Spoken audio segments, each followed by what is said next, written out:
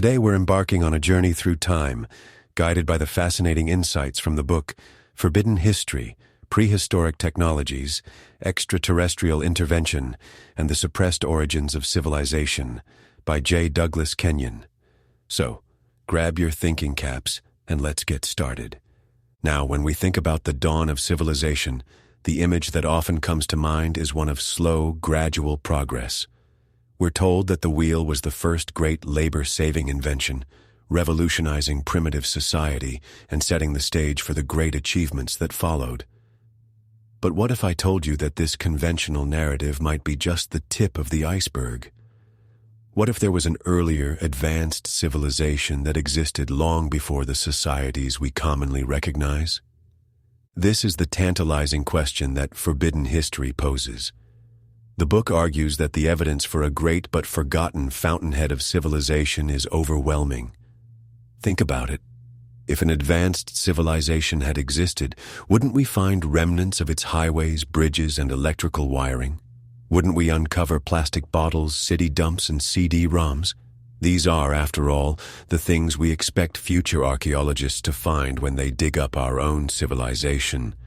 But what if an ancient civilization had developed in a fundamentally different way? What if they harnessed the forces of nature through techniques that we might not even recognize? Imagine a world capable of creating and transmitting energy without a power grid, traveling great distances without internal combustion engines, or making complex calculations without electronic computers. Would we even be able to comprehend such achievements? The book challenges us to consider whether our current understanding of prehistoric society might be just another in a long line of self-serving conceits. It questions the Darwinian, uniformitarian view of history, which argues that the world has always worked the way it does now, with everything developing spontaneously over millions of years. This view leaves no room for external forces or catastrophic events that might have shaped our past.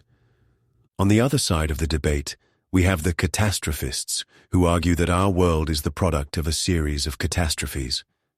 One of the most prominent figures in this camp is the late Russian-American scientist Immanuel Velikovsky.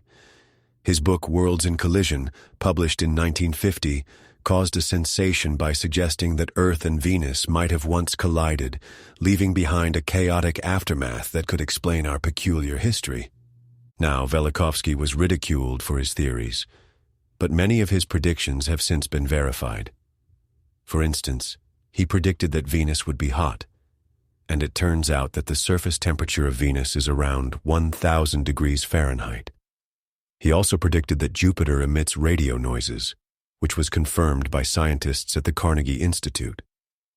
These lucky guesses and coincidences have led some to wonder if Velikovsky was onto something. Velikovsky was a psychoanalyst by profession, and his insights into the psycho-sociological impacts of cataclysmic events are particularly intriguing. He believed that the psychological condition of planet Earth is one of amnesia. We find ourselves in a near-psychotic state, unable to remember the traumatic events of our past due to a collective psychological defense mechanism. This idea of collective amnesia is echoed in the work of Carl Jung, who argued that our greatest aspirations and deepest fears emerge from a vast and mysterious collective unconscious. Velikovsky read the tales of ancient myths as evidence of a monumental, albeit forgotten, ancient tragedy. He believed that our reluctance to honestly explore the past has led to many evils, from the Inquisitions of the Middle Ages to the book burnings of Nazi Germany. The book suggests that our current reluctance to consider the truth of our origins has become codified and institutionalized. It argues that the ruling elite, whether in government, industry, or academia, are determined to thwart any reawakening from this ongoing amnesia.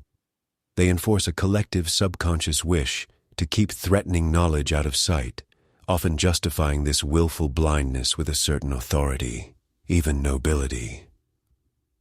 But what if this blindness is not just a relic of the past?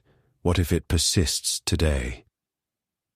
The book argues that the ruling elite of today subscribe to a similarly intolerant religion that John Anthony West has called the Church of Progress. This belief system, much like the medieval church's rejection of Galileo's heliocentric model, refuses to acknowledge evidence that challenges its core tenets. Graham Hancock, in an interview with Atlantis Rising, affirmed this view, stating, "The reason we are so screwed up at the beginning of a new century is that we are victims of a planetary amnesia. We have forgotten who we are." This amnesia, he believes, is not just a metaphorical concept, but a real phenomenon that affects our collective psyche. The book proposes that the map we must follow to find our way out of this dilemma is one that can be drawn from our myths, legends, and dreams. It suggests that the real story of our planet's tragic history can be deduced from these mysterious records. For instance, Plato's account of Atlantis in the Timaeus and the Critias is corroborated by the Bible, the Indian legends of Central America, and countless other ancient myths from around the world. Giorgio de Santillana and Hertha von Dechend, in their work Hamlet's Mill, hypothesize that an advanced scientific knowledge was encoded into ancient myth and star lore.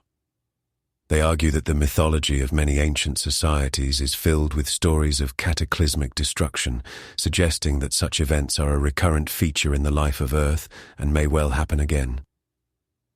The book concludes with a call to action. It urges us to stop dismissing the extraordinary knowledge passed down from our ancestors and to recapture that heritage. It argues that this knowledge contains vitally important guidance that can help us prevail in the challenges before us. To recover our lost identity, we must remember who we are and where we came from. In the end, Forbidden History is a call to awaken from our collective amnesia. It challenges us to question the narratives that have been handed down to us and to explore the possibilities that lie beyond the conventional wisdom.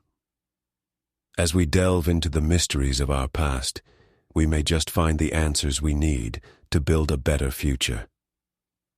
Thank you for joining me on this journey through Forbidden History. If you enjoyed this episode, be sure to subscribe and leave a review. And don't forget to check out the book for even more fascinating insights. Until next time, keep questioning, keep exploring, and keep learning. This has been a BrightLearn video from BrightLearn.ai on the book Forbidden History, Prehistoric Technologies, Extraterrestrial Intervention, and the Suppressed Origins of Civilization by J. Douglas Kenyon. Visit BrightLearn.ai for more fascinating videos like this one, and visit naturalnews.com for full editorial coverage and breaking news on critical stories that keep you informed and aware of what's really going on.